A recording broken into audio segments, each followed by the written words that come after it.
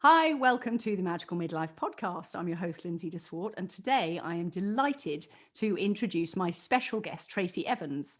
And Tracey is the proud owner of many furry friends, which she will tell you all about.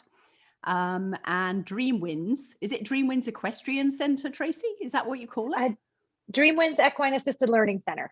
Okay, there we go. So I am going to introduce you to Tracey and then let the questions commence. So hello, Tracey. Hello. Thank you so much for having me, Lindsay. It's a thrill to be here.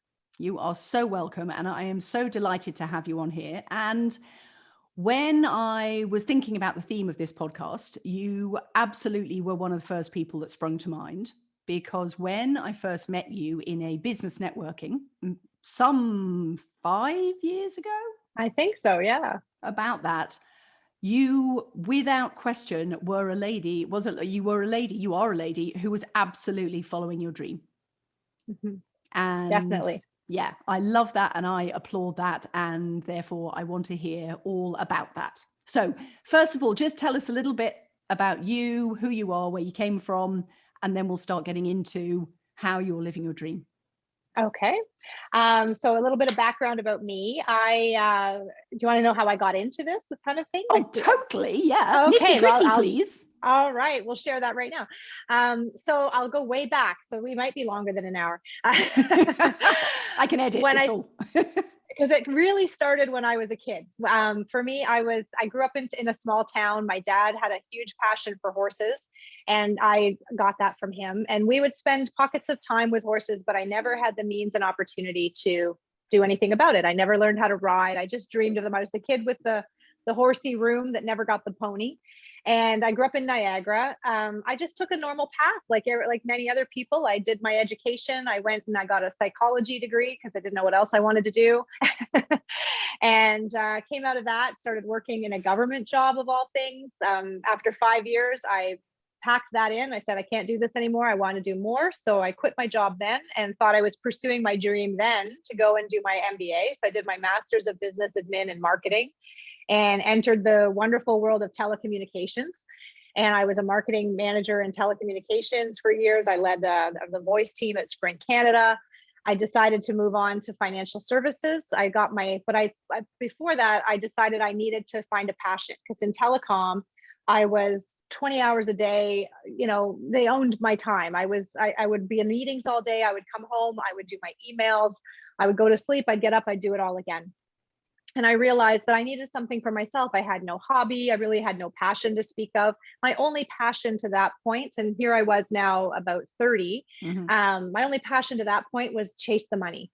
I wanted title. I was the girl with the dream of being, working girl with Melanie Griffith in the corner office in New York City. That was my dream. And that's all. I was tunnel focused on title and really climbing that corporate ladder and being successful. That was my definition of success in those days. And so I decided I needed to find something for myself, just something I could do on a Saturday morning that was just for me. Mm-hmm. And my partner at the time said, oh, you should find your passion. You need to find your passion. He was a hockey player and a golfer. And I thought, okay, well, the only thing I've ever really been passionate about was horses. And I'm thinking I must be too old by now to learn how to ride. And I started to research it. And sure enough, I found an adult riding stable. Mm-hmm. Took my first lesson, and I tell you, it changed my life forever in more ways than I ever dreamed it could.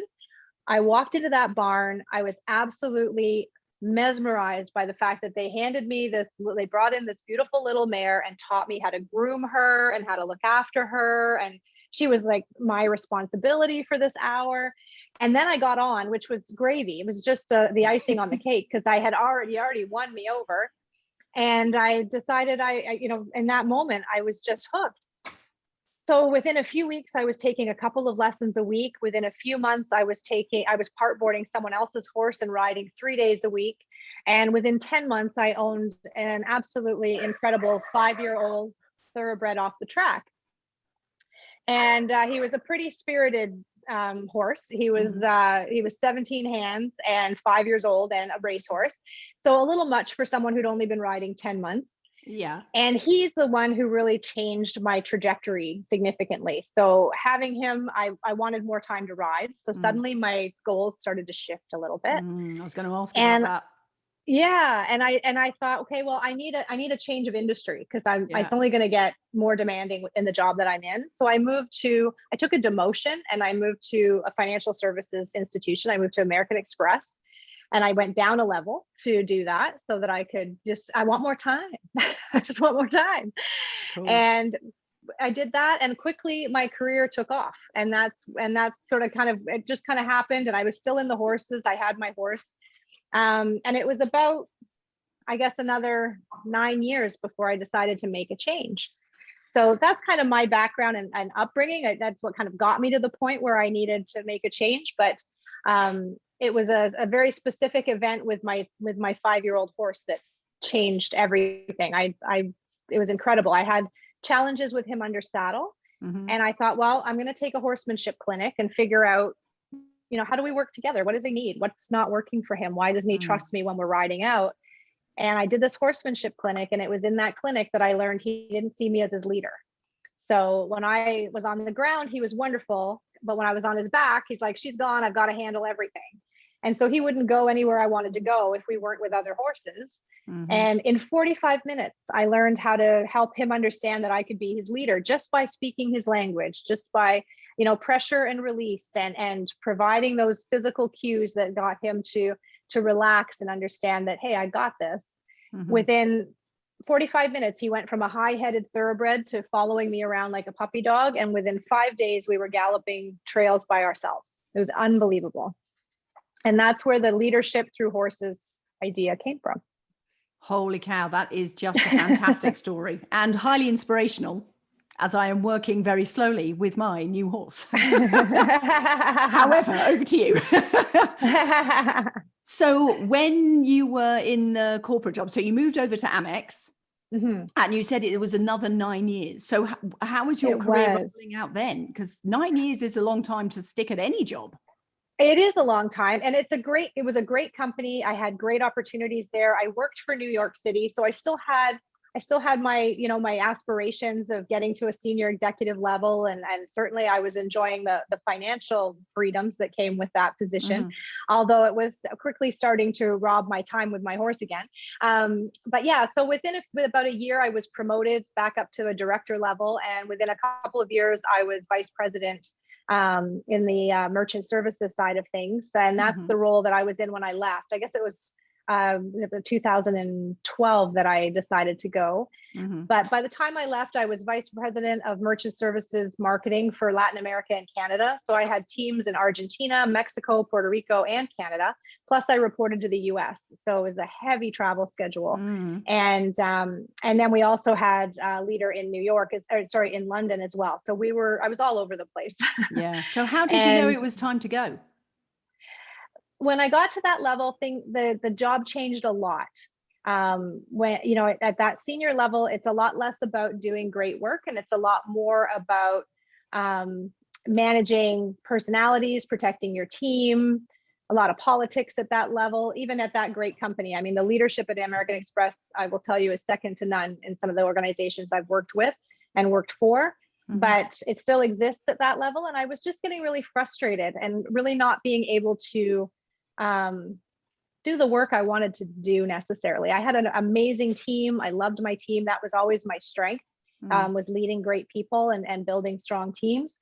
But I was really tiring. I was getting really burnt out with the travel. I wasn't home when I wanted to be home. I didn't have the time with my horses. It was really burning me out. And I'm sure a lot of people have been in that situation where you're in this job and you're just, now it's a grind right now. And I mean, I had the best job in the building. I was in Puerto Rico, Mexico, and Argentina in the winter. And I summered at home. And so it was not a terrible job. It was just not going to be the right fit for me long-term. And the stress levels were getting so high.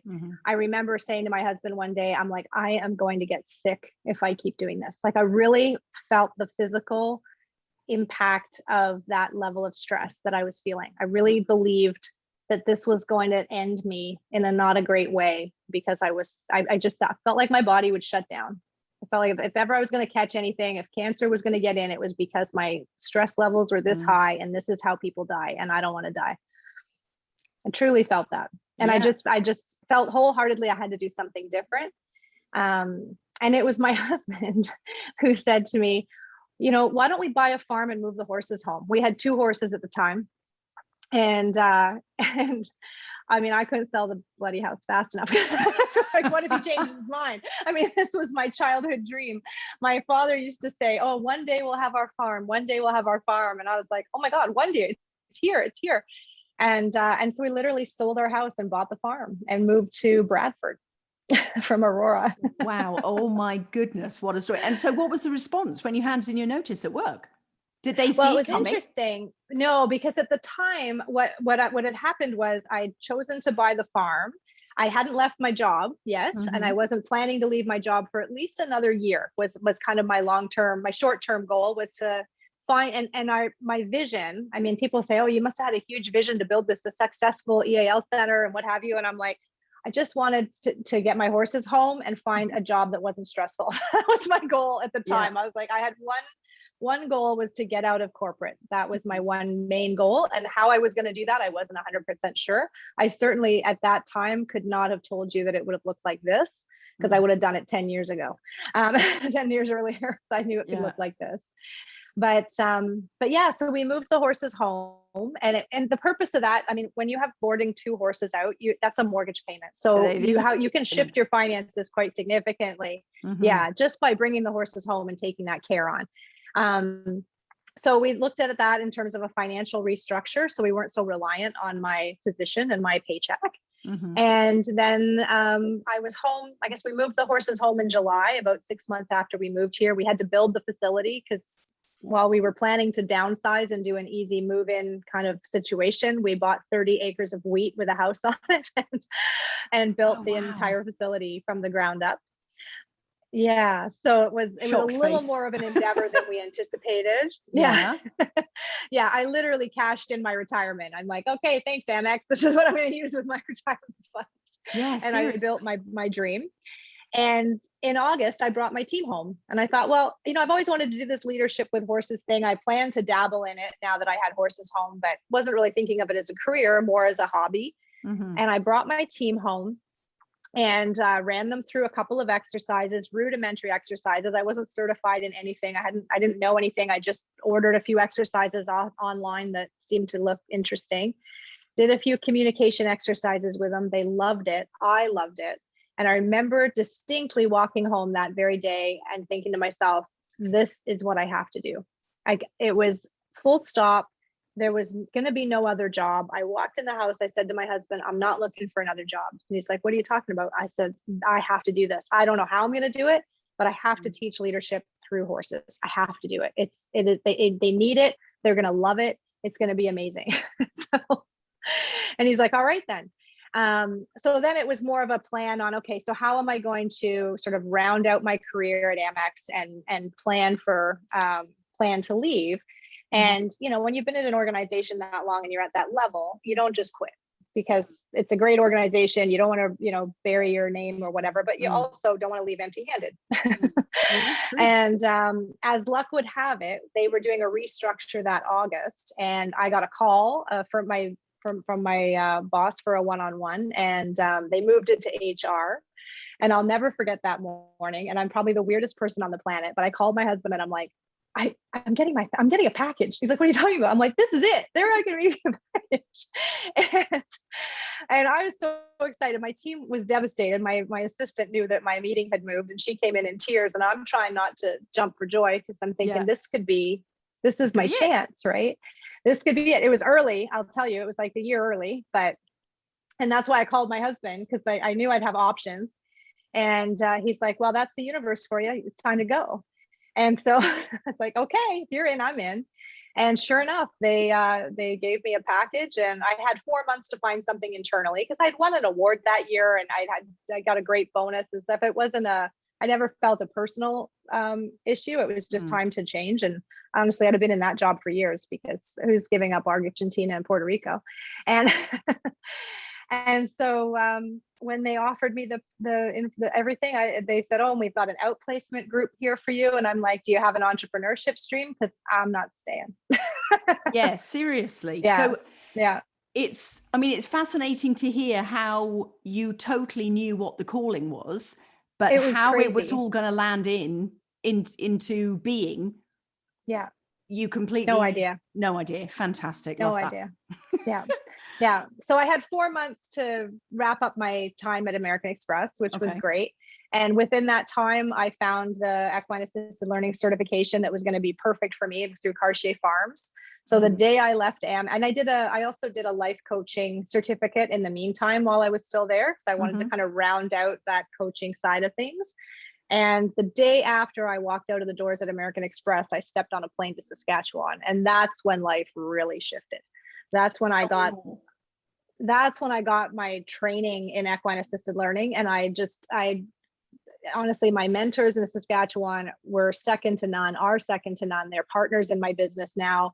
And they are just, they're life changers. And I was there for 5 days. They've built this incredible curriculum of exercises that are research backed and tested. And it's basically, it was my missing piece. I'm like, I know I want to teach leadership through horses. What am I going to do with people all day in an arena? How do I make this deep and have a depth of programming that's robust and credible and effective? And I landed in the butter in Saskatchewan, brought home that program. And within 3 months, I was open for business. And it was an absolute dream come true in so many different ways. Of course, I had to buy more horses. There's another good dream. And it wasn't an easy time. I'm not saying it was like, oh, I left Amex and I dropped myself into this career that replaced my corporate income. It didn't. It took some time. But I had a plan, and I had a runway to do that. And I had, support as well. So it was a scary time, but it was just the most incredible experience to just know, okay, I have exactly what I need. Now I need to make it happen. So you say it's a scary time. Let's get really real. What have been the scariest times? So for me, the biggest, scariest thing. So if someone was to ask me 15, 20 years ago, oh, do you want to run your own business? No, thank you. I'm an employee. I want my paycheck to hit my account every other Friday by 8 a.m. And to the penny, I would know what was going into my account. I was very, I just needed that security financially. So to take the step, not only to run my own business, but also to run jump into an unproven business, an unknown business. Like now I got to convince people that my horses can teach them leadership like no other. And it was a huge leap of faith for me. And I never could have done it if it weren't for my husband. My husband is an entrepreneur. He's always been an entrepreneur. So he never understood the corporate side of things and why I would want to give half my income to the government, which after seeing his T4 and my T4, I agreed with him wholeheartedly. Fair enough. Yeah. His tax statement. Yeah. And so for me, it was a huge leap of faith, but also very scary because I had a tendency to go to scarcity mindset, especially in that, not the first year. The first year I lived large. The first year I was being paid. I had another bonus coming with my package. So the first year was great. I had no stress, but I did not become an entrepreneur in that first year. That's true, because you weren't jumping through the entrepreneur hoops, were you? No, and I didn't have to, right? I wasn't hungry enough to really get it off the ground. So that was the one tough thing, was getting used to the idea that I wasn't going to get a paycheck. And at the end of that first year, as my package was running out, I realized, I haven't replaced my income. I did fairly well considering I hadn't really embraced entrepreneurship. I did have great clients, I had big clients come in. But I decided at the end of, I didn't decide, I had to decide at the end of the year that I'm going to have to go back to work. And for me, that was my lowest point that I can even think of in my life, actually. And I've had some low points, but that one really sticks out for me because I remember and it's hard to explain, but I had a great network and support system. And when I called around, my old boss, Con, who is amazing, had a contractor position for me at Rogers. And so I was able to come on as a consultant and still be self-employed, but come into that role. And it was an extremely great job, very lucrative role, more money than I made at Amex. And I remember sitting in the corner of my barn in a heap, sobbing my eyes out when I accepted it, because that was, to me, the very kind of my first taste of real failure in my life, where I blew it.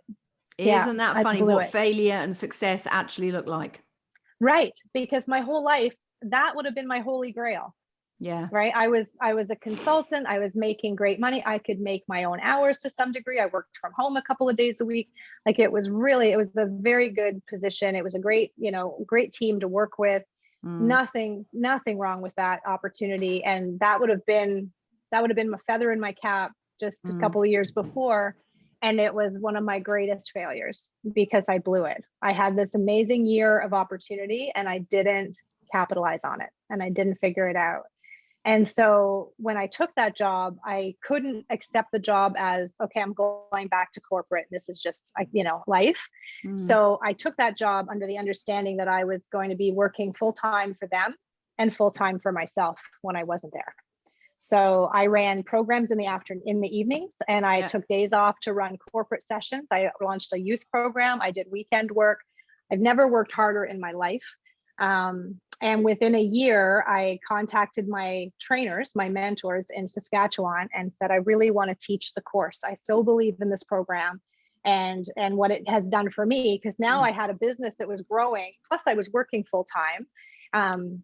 And I was also able to take some of that financial benefit to invest in my business and my branding and figure out what the heck I needed to do to be an entrepreneur. Yeah. Then you started the entrepreneur journey. Then I started the entrepreneur journey. I learned how to network. I learned the value of that piece of it, which I had really not understood prior to that. And I'm umming. And so I can cut those out. And so with that, I just threw everything I had into my business when I got home and ran programs in my off time and started to build the business up. I contacted my founders and they were very excited. So we actually struck up a partnership so that I could bring their certification to Ontario because they were the only teachers of it at that time. Oh, wow. Yeah. And so I was able to go out there or they came here and they certified me over 2 sessions. Like I had to have them out twice to teach me how to do it. And I got my master instructor certification from them and was able to launch the course. And that was my ticket out of corporate because, I was still building up my other business and I hadn't quite replaced my income yet.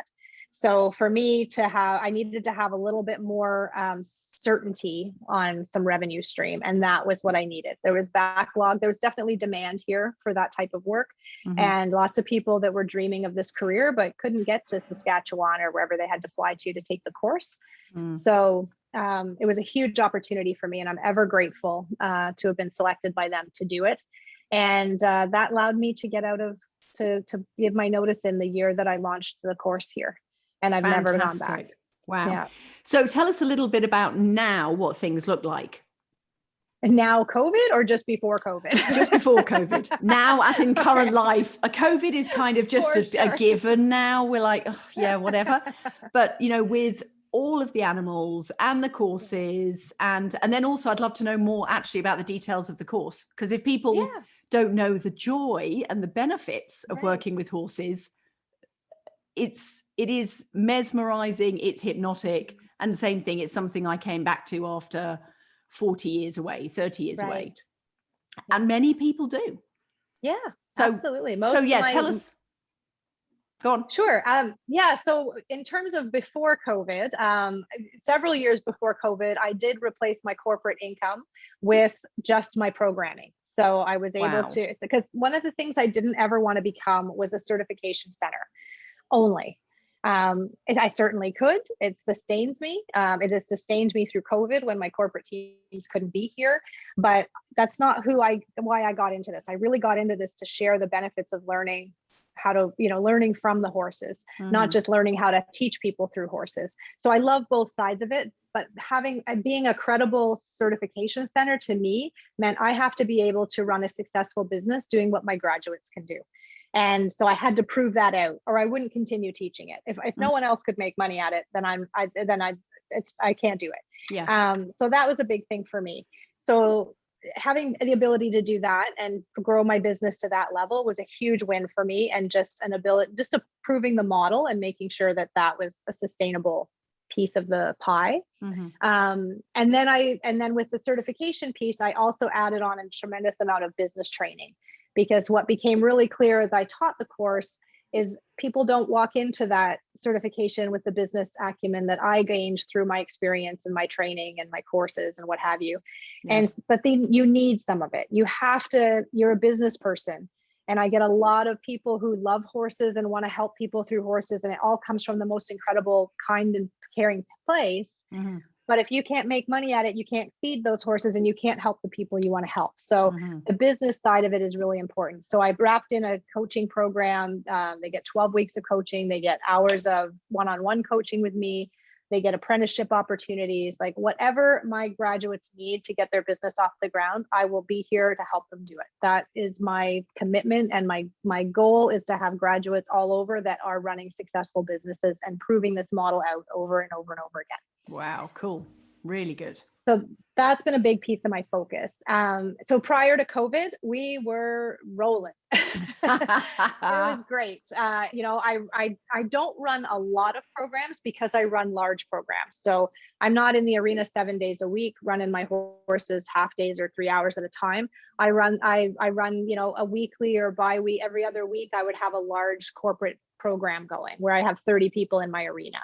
That in combination with high school programs, I do high school leadership programs for the SHSM certificates, and some youth at risk work as well. Those are the three key areas of my programming that I really like to focus on. And then I run a date night monthly just for kicks because I love it. Yeah, super fun. So fun. Right. So before COVID, that was fantastic. We actually had a new opportunity coming. One of my largest clients is a major bank. And we've been working with them for 6-7 years almost. And we had finally broken through. We'd done hundreds of their employees, but we had finally broken through to the corporate level in HR, where we were going to be part of a leadership program for over 200 more employees. And it was going to become systematic. And we've been working towards this for years. I have such an amazing champion in that organization. And then COVID hit. So we were like back to zero. Yeah, brakes came on. I had some amazing other opportunities. We do some work with a camp where we ship horses to an island, and that was a growing opportunity. Everything shut down. So we had a huge pipeline for 2020 that just didn't come to fruition, which was really challenging. And what ended up happening, which was a blessing and a bit of a surprise for me, was that my course became a very high demand course. So I had to figure out the online version. Well, I didn't have one yet. Oh, okay. So I had lots of people interested in taking the certification, but of course it was an in-person course. And when the lockdown came in the end of March, it came 3 days before I had 8 people coming to train. And I literally had 3 days to turn it into an online program. And the whole thing can't go online. There's an experiential component to this that absolutely has to happen. But we were able to take the classroom piece, or I was able to take the classroom piece online and run the session in the mornings the same way I would have, but through a Zoom link. And everybody signed up for it. Everybody's like, yep, I want to get started. Of course, we all thought it would be just a 2-week delay until they got here in person. And from March, they didn't get here until July. So it was a long gap between. But the feedback was really strong, so strong that even this year we offered the online program twice because people like the idea of just getting away for 2.5 days to complete it instead of having to be away from their farm for 5 days. So we now have that option, and it's been a game changer. And even now, because of my May course, I'm doing online as well. So we have that flexibility now to maintain momentum for people. Because when you finally make that big decision to invest and change your life and take that leap, I mean, most of my graduates have been thinking about this like me for years. I was 9 years before I finally figured out how to do it. And I always think about people saying to me, "Oh, I would love to do what you do, but I can't afford to leave my job." I could not afford to leave my job. I don't know that anybody could ever afford to leave their job to follow their passion. No, it makes no sense. No, you live to your means. That's just life. And quite honestly, my husband didn't make double what I made so that I could just quit my job and do whatever I wanted. I still had to fund my half of my commitment to my household and figure out how to do that. And that's why I had to go back to work after my payments ran out, because I'm still on the hook we still have to eat. We still have a mortgage. We had this huge facility. But it's incredible to me. And I would have been that person. Oh, I quit my job in a heartbeat just to run an EAL center or, run a rescue or whatever people's dreams are, especially animal people. And it's unthinkable. But all I can tell you is if you want it bad enough, it's absolutely doable. Absolutely doable. You find a way. I was going to say, so you did find a way. So you bought 30 acres with a house on. And so what have you now built on that 30 acres? Because it's quite a setup now, isn't it? It is, and it grows every year. So now we moved in 2011. We broke ground in April of 2012. So here we are 9 years later, I guess. Is that the right math? I think so. I think so. Yeah, I'm terrible. I can't do math in my head. I used to be really good at it. We have built a beautiful 6-stall barn with an attached arena. So that went up the very first year before we moved the horses home. So we have a lovely 60 by 120 indoor arena. And a classroom, boardroom, loft upstairs with a beautiful bathroom for clients to enjoy. And then we also have an outdoor ring, and we have, I think, 8 paddocks now. We have a sheep enclosure and chicken enclosure. So we dabble in eggs, and we're breeding rare sheep, bringing a new breed to Canada, the Valais Black Nose. Like we really have, it's not just an EAL center anymore. Like my husband and I have really embraced the idea of what other crazy stuff do we want to do, and it's been such a canvas for life here, because we don't limit ourselves. What else can we think of, and my husband grows raspberries, and he's got dreams of making wine, or hopefully one day opening a distillery. And, there's all different dreams we have, and there's no limit because we have the space and we have the imagination. And the only thing that stops us is obviously financially. We'd love to build more facilities and things like that, but that's just all part of growth. So it comes in time. So what you've done is courageous, brave, fun. And as you say, a little bit wild and crazy. What sort of influences do you have around you to keep you fired up for that and tuned into that? Because some people would be going, "Oh my goodness, you are kidding me. I could never do that, even though I want to." So what fires you up and keeps you motivated to do it? Yeah, I mean, for me, there's a couple of things. Obviously, my horses motivate me every day. I absolutely, when I sit in my office now and I'm surrounded by windows, so I see horses over here, I see horses over here, I've got chickens on my porch. And that is motivation enough. If I'm not, in a lot of ways, because if I'm not still striving and still building this business, all of that is at risk always, so there's that piece of it, and not from a fear perspective, but I want to give them the best life. I don't want to get a call from the vet tomorrow and go, "Oh, I can't afford that. I can't fix it," which I've never faced. And I don't think I will never face, simply because that's just not an option. And I just will always strive to have enough and do more, in order to sustain that. I also like to collect horses. There's not been a day I don't look at horses for sale. So How many do you have? That's motivating. I have 9 right now. We just purchased 2 lovely mares last fall. one who will be a broodmare this year. We're going to breed her this year and bring another stunning warm blood into the world. And another one is a baby that I'm raising and we're going to teach to jump one day. So, and again, just to keep life interesting, right? Why not? What's the worst that can happen? Now, you see, even you asking that question, why not? What's the worst that can happen? Yeah. That's a very, very different question than a lot of people are asking of like, well, how would I ever leave my job? It's a completely different mindset question. Yeah. And when you say, who do I surround myself with? I do a lot of personal development, as we have talked about. I did Landmark with my husband 6 years ago or 5 years ago, which was game changing for both of us. It shifts your mindset in so many different ways, and certainly has helped us from a relationship perspective and communicating and overcoming challenges and facing some of the big stuff we face around here. And then most recently, I've tapped into the Tony Robbins way of thinking, and I love that energy. And when you think about life, I speak to a lot of people who are, just not thriving and not doing what they love. And I hear things like, only 7 years till I retire. And I cringe because really, I know like people get less time for manslaughter in this country. So why would you torture yourself with 7 more years of 8 hours a day doing something that doesn't fill your cup? And I think because of the experience that I've had and the incredible pressure I felt internally to make a change, I really inspire people to dig deep and find a way to make that change, because we're not guaranteed tomorrow.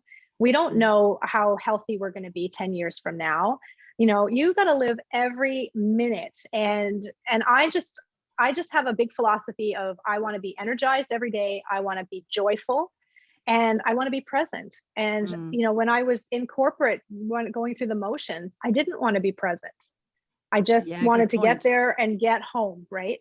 And you just miss out on so much, not loving what you do. And, did I like my job when I was there? Yeah, absolutely. But this is a different level. This is just a level of freedom and joy that I would have dreamed about in my retirement. And I've never worked harder in my life, but this would be a life, to me, this is like a life of retirement. I can't imagine not doing what I'm doing. And I just wish that for everybody, truly. I just, and whatever it is, I'm not saying everybody needs to go out and buy a horse farm and do crazy stuff like I'm doing, but, but if there's something else you'd rather be doing, for heaven's sake, do it. Find a way. Money comes. I have 2 things that are my mantra. One is money comes, and the other is, what's the worst that can happen? Have you not got a third mantra in there? Is, oh, maybe I'll buy another horse. Isn't that your third? Yeah, that just runs constantly as an underlayer. Fantastic. So tell us a little bit actually about the courses that you run, because I get the leadership by horse, through horses, but I don't know that everybody will, because for some people, you're just like, well, some people are scared of horses. Right. They don't understand the teaching ability. So tell us about it. Yeah, absolutely. So from a corporate side or leadership side, when I talk about my corporate teams and my high school programs, really that's all about helping people understand themselves better. So when we work with horses are looking for people who have strong leadership, clear communication skills. They're concise, they're compassionate, they have empathy, all the things that we look for in a leader is what a horse is looking for in a leader. The difference is they're going to tell you when you don't have it. With their 1,000 pounds of body weight. Yes, absolutely. And generally speaking, they do that by just not doing what you ask. They're not generally doing anything you don't want them to do. They're just not doing what you want them to do. And so what I found, and it plays out in every session that I do, when we have people, not having success with the horse, their ability to listen to the horse and their desire to change their behavior is massive. They want success with that horse. And if another human being was giving them that feedback, we wouldn't see those results. We just wouldn't. Now, the cool thing is, as they're working, we have obstacles and exercises that have all been tested through research that really drive to a specific objective. So if I say we're going to do a trust exercise, you are going to build some trust. If I say we're going to work on silent communication, you are really going to understand the power of your body language and how to influence that and make sure that it is congruent with the messages you're trying to send. Mm-hmm. Like they're very, very specific in that sense, and ridiculously fun at the same time, but they do drive to that objective.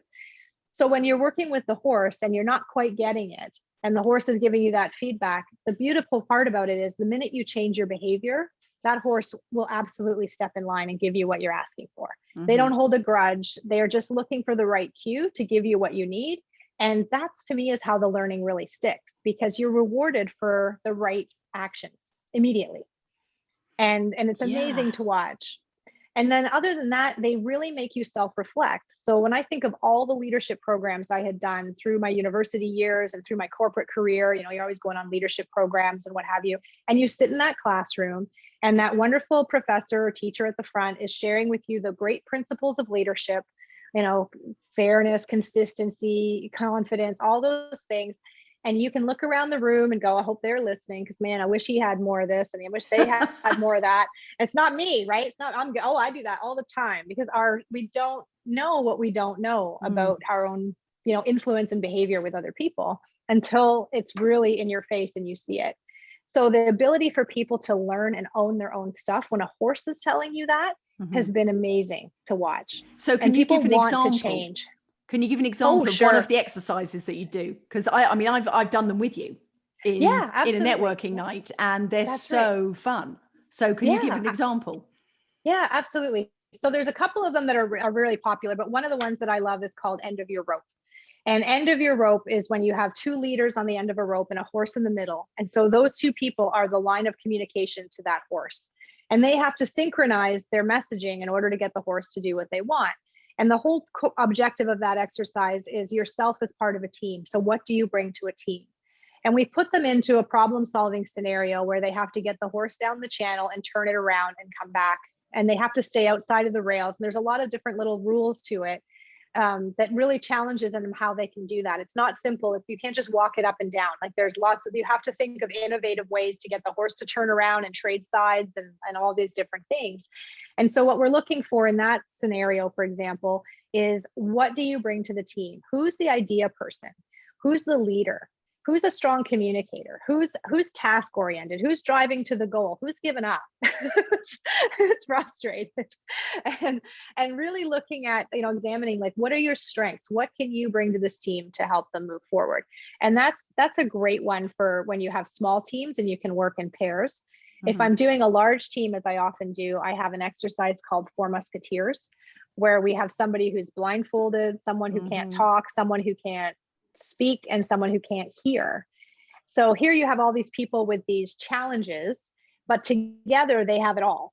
And we put them through some really challenging. So you've got somebody blindfolded, somebody who can't speak, and somebody who can't hear. And someone who can't touch. Can't touch. Okay, that was the fourth one. Right. Right. And so we have them all linked together with a horse, of course. And then they go through these exercises. So it's great for pictures. Yeah, for sure. They go through this exercise or these exercises, a number of different obstacles that really test their problem solving ability and how they have to work together to figure stuff out. So there's a planning component and then an execution side of things. And there's easy ways to do it and there's hard ways to do it. And just seeing how the decision making happens and how do they leverage their team. It's all about leveraging your strengths. Right. So we're looking for those teams that are, oh, you can't see. Well, we're just going to drag you along because you're useless. Well, that person can do all kinds of things, right? They can pick stuff up, they can talk, they can do all kinds of things. But do we look at it as what can you do versus what can't you do? And it's a tremendous exercise to see how these teams can work together. And it's one of the last ones we do in, say, a team building exercise, because it really brings them together and forces them to work together and see how they can interconnect. But we've had some big aha moments through that obstacle. I mean, things like we had an executive who had brought his team and they were from all over the world. So we had someone from Hong Kong and all over the place. In this particular group of 4, there were 3 people from Toronto head office, including the CEO, and 1 person from Australia.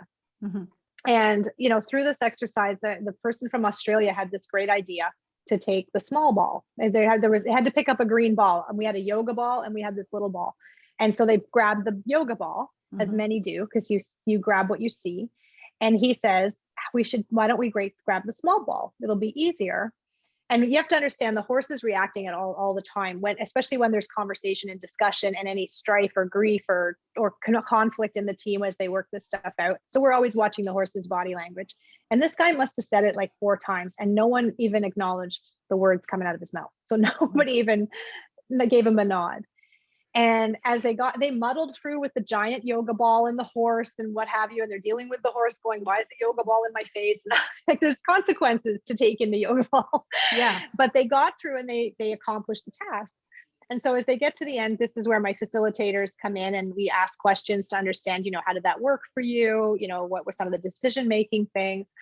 And they were really happy with themselves. They'd gotten through it and said, oh, that's excellent. You accomplished what you came out to do. Did anybody hear what Bob said? I'll call him Bob from Australia. And the looks on their faces, like I just made something up, like they had no idea. And they're like, what do you mean? And I said, Bob, why don't you tell them what your idea was at the beginning? And he goes, well, I just don't understand why we didn't take the small ball. So I was suggesting we take the small ball. And I said, how many times did you suggest that, Bob? And he's like, 4 times. And so I said, how many times did you guys hear it? Nothing, didn't hear it. And it was really telling. And what was amazing in that moment was we're like, Bob's in Australia. Like, you've got him in the room and you don't hear him. He's got no voice from Australia in a meeting, right? On a call, which is how he spends most of his career with, and most of his interaction with his CEO and his other leaders.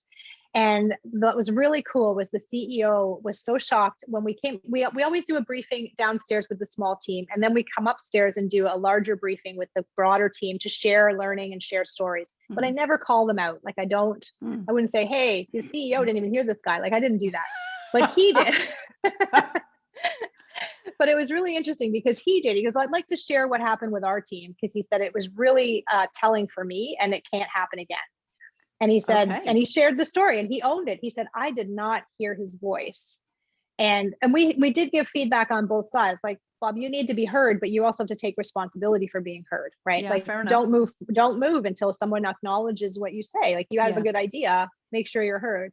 But the CEO absolutely stood up, called himself out and said, I didn't hear his voice. And now I'm really worried how many great ideas I haven't heard from all of you. And he literally laid it on the table. He said, I don't care what you have to do to make sure I've heard you, but make sure I'm not going to take every idea you have necessarily, but I don't want to miss any, because we can't do that. That's not how we get better. And that's not how we operate.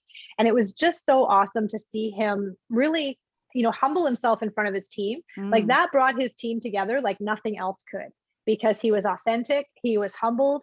And he's like, I'm one of you guys. Like, we're all in this together and I need to know everything. Like, I need to hear you. And I don't ever want you to feel unheard like we just experienced today. And it was really telling for him. But poor Bob had no voice. And so, of course, I make light of it. And I said, okay, Bob, now's the time to ask for that raise, because everybody's But it was great. And it's those types of things. And that wasn't specific feedback from the horse, obviously, in that one. But oftentimes we'll get that feedback from the horse so clearly. My Clydesdale is great for that. I have a 2,000-pound Clydesdale who will suffer fools for only so long.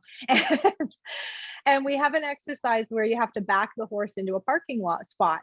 Right. And so it never fails where we get teams together, and one person will start to try and back Jimmy, as my Clydesdale, Jimmy, up into the parking spot. And it takes minutes before 2 or 3 more people have joined him to, put their backs into it. I was going to say, I bet they're trying to push the horse.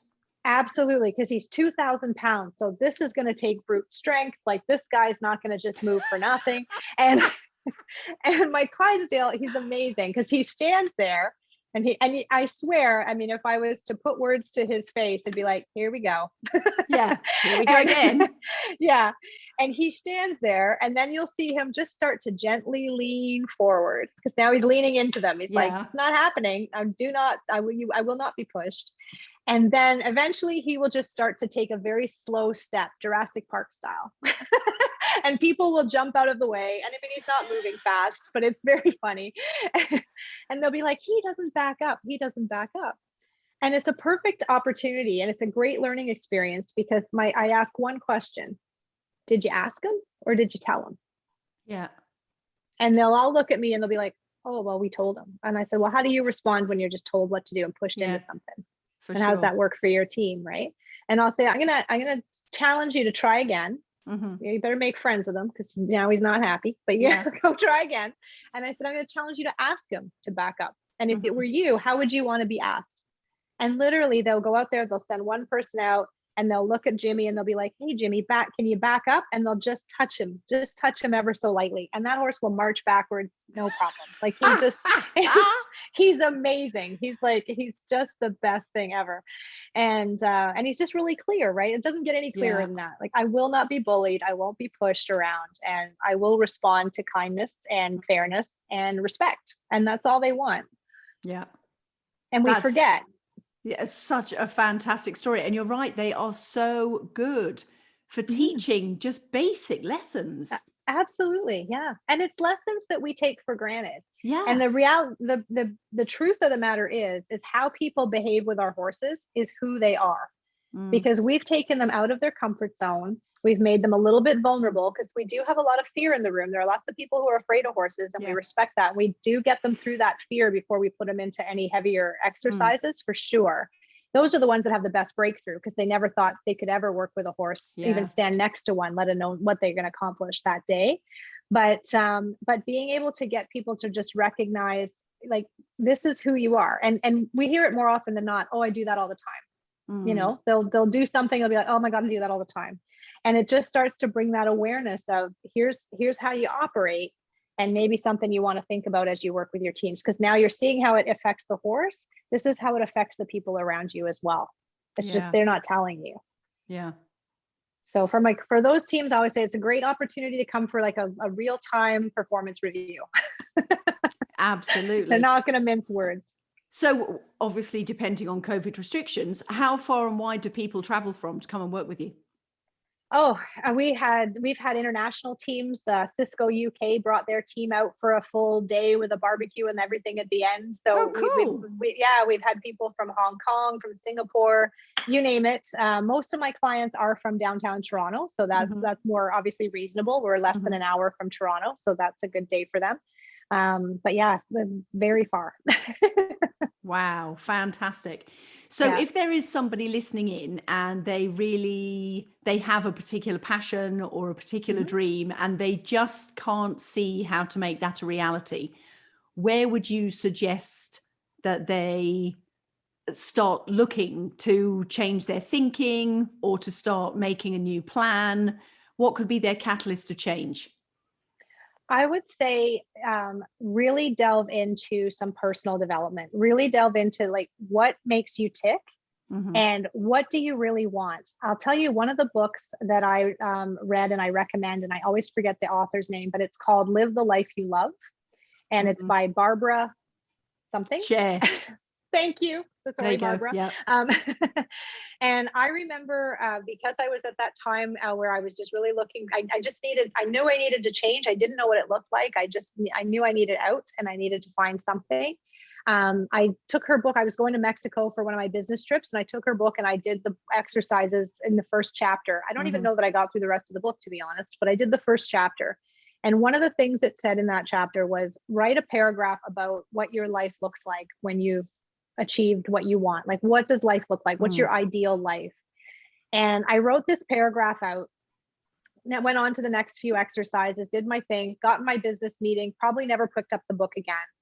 5 years later, while living at Dreamwinds, running Dreamwinds, I found my journal that had just been thrown in a drawer.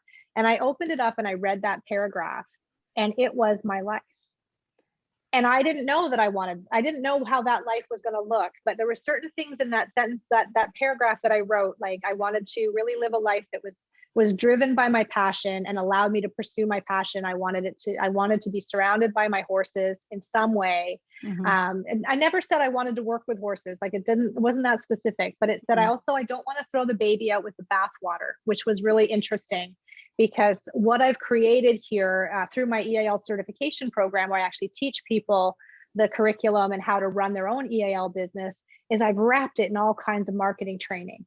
And everything I do with my business, I really leverage a lot of my marketing training and that to me was the bathwater, the baby in the bathwater. Like I absolutely. was able to keep that business piece of it really front and center, as well as working with corporate, which was my life in the past. So it was really interesting.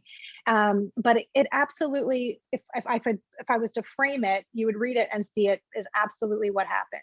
And I'm a true believer that write down what you want, whether you think you're actively pursuing it or not. You have locked it in your brain because you physically, kinetically committed to it, and you will get there. You will find a way there, even if you know you're not headed there. And it was just incredible to me to read that. Those were the types of things that I was doing. Those were the types of things that helped me get unstuck. And that's where I felt. And I know lots of people out there listening are feeling stuck, like, oh, I'm in this job, or I'm in this relationship, or I'm in this whatever. When you hit bottom and you really just don't think you can get any lower, and you're really, really stuck, that's when you have the chance to bounce. Exactly. You've only got one direction to go. Absolutely. Yeah, absolutely. And that to me is, you cannot give up on that. Like, don't settle. Don't go, this is good enough. There is no good enough. This is one life, one chance to do it. And it doesn't matter how crazy your dream is. I don't know that there's much crazier than this, given where I came from. I don't think there is much crazier. Knowing how many animals you now have and the sort of the antics you get up to, I really don't think there is a dream that's much crazier. Absolutely. And so when you think about it, I always think, like, people are like, oh, I don't know if I can do this. I'm like, listen, if I can do this, you can do whatever you need to do. Yeah. Because that's the thing about passion and drive and commitment, is you will find a way. Yeah. And if it's really not your passion, they always say you'll find an excuse, and that's the truth. Yeah, absolutely. Yeah. Now, just you mentioning Barbara Sher, actually, there's another really good book that she wrote. And it is called something along the lines of, I could do anything if only I knew what I wanted. Oh, that's a good one too. Yeah, that sounds great. And I have read that a couple of times. And again, it's just getting that clarity of what do I want and how am I actually going to make a change? Because like anything, it's making the change, which is the really the toughest part. It takes the most energy. It is. Yeah, absolutely. But also surrounding yourself in the right people and the right energy, which is, I keep saying about this podcast, this is the sort of energy that you need to surround yourself in. Exactly. Because it's full of people who are actually doing what they want. Yeah. And I remember, many of you have heard this as well. You become the 5 people you spend the most time with. Yeah. And I've really looked to shape that and seek out people who are pushing, to do different things. My husband's a great example. He's crazier than I am. So that helps, because are you sure? Always, I'm pretty sure. Yeah, no, trust me. You can do a whole podcast on him. But he's always pushing for, trying new ideas and learning and absorbing information and seeing how it can fit into something new and different to try. And so that to me is just a great energy to have. I'm not quite as wildly and adventurous as he is on some of the things that he gets into, but he'll try it, and he'll see if it works and go from there. Yeah. And so that's a huge thing. And being around people that are also pursuing their dream and doing what they love. Like, I love that you've started this podcast. Like, this to me is just such an amazing fit for you. Thank you. And that's a huge energy to be putting out into the world, into the universe, and a great message. So thank you. You got to find those people. I do not spend time with the Debbie Downers anymore, ever. No, I know. I just don't. No benefit. No. That's one of the really, in fact, today I've had 2 coaching calls, and one of the ladies, it was amazing the results that are coming up, because she just said, well, because I always say, what's going on since we last spoke, etc. And one of the things that she said was, well, I've just it's a really old high school friend, but I've never felt great around her. She just made me feel so bad, etc., etc. And she said, I've just kind of let the relationship go, but I feel really good about letting it go. And I'm sort of like, okay, my work here is done. Exactly. You feel good about breaking away from stuff that you once felt tied to, bound to, or duty bound to. And it's so refreshing to have the courage to walk away from that stuff. Yeah. Whether it's a job. I get torn a little bit, because I want to help them feel what I feel every day, like it shouldn't be a slog. You should want to wake up and jump out of bed in the morning. Like it should be exciting. You should be having something to look forward to. But then, and if they're open to that and want that, like, then I'm happy to be part of it. Yeah. But there are those people that are just happier in the negativity, in like they're not comfortable unless they're controlling their misery. And that's a good way of putting it. That's tough. Yeah. It's their unhappy place, but it's their comfort zone. Yeah, absolutely. And that can be hard to break. So conscious of the time, thank you so much for sharing your journey and your story with us.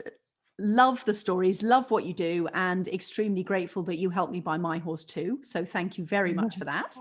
Always a pleasure. I have worked with her pretty much every day since I got her back in September. Oh, amazing. I was going to ask you how that was going. Yeah, it's really going. And awesome. It's small steps, but again, I'm learning so much from her. She teaches me patience. She teaches me communication. She teaches me to wear good boots in case she treads on my feet.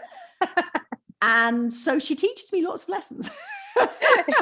I'm getting a few of those lately as well. I lost my toenail last week. It was great. I know. I saw that on Facebook. Now, get your feet out from under there.